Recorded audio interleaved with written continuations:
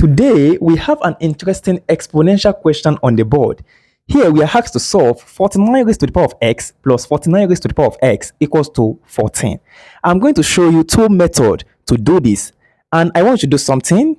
I want to tell me the method that you find most interesting among the method that I'm going to use to approach this question, okay? Drop it in the comment section. Now, let's look at method 1. We have 49 raised to the power of x plus 49 raised to the power of x equals to 14. Okay, don't forget that if you have a plus a equals to what? 2a, right?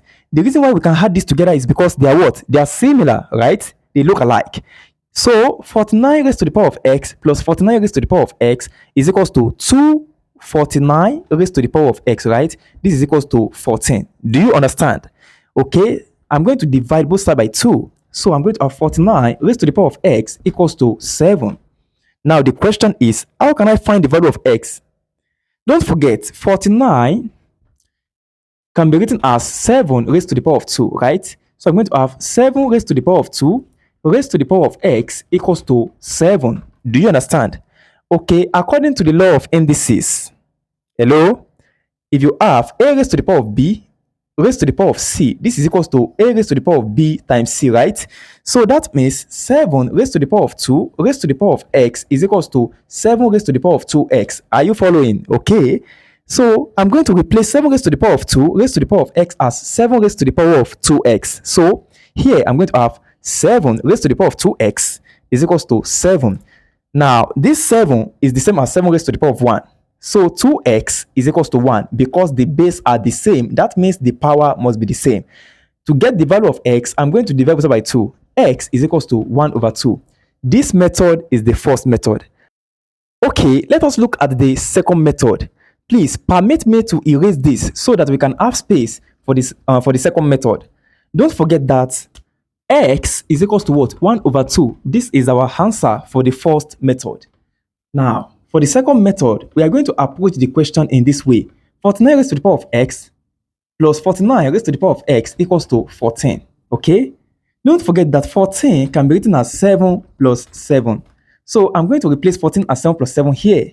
So I'm going to have 49 raised to the power of x plus 49 raised to the power of x is equals to, instead of 14, I'm going to have the sum of 7 and 7. 7 plus 7 here. Comparison. Compare both sides. I can set 49 raised to the power of x equals to this 7. Also, I can set this 49 raised to the power of x equals to this 7. So I'm going to take 1. Take 49 raised to the power of x in the left hand side. Take 7 in the right hand side. Okay? 49 raised to the power of x can be written as 7 raised to the power of 2 raised to the power of x equals to 7. So the same approach that we have here. I'm going to have 2x is equals to 1. X is equals to 1 over 2. Okay. You can see that we have the same result, different method, even though the method became similar when we get to this point. But notwithstanding, I want you to tell me the method that you find more interesting. Is it method 1? Is it method 2? If you encounter this kind of question in exam, which method are you going to use? Let's say you are dealing with it in theory. Are you getting it? You know, in theory question, you are expected to show your solution. Okay, which method are you going to use?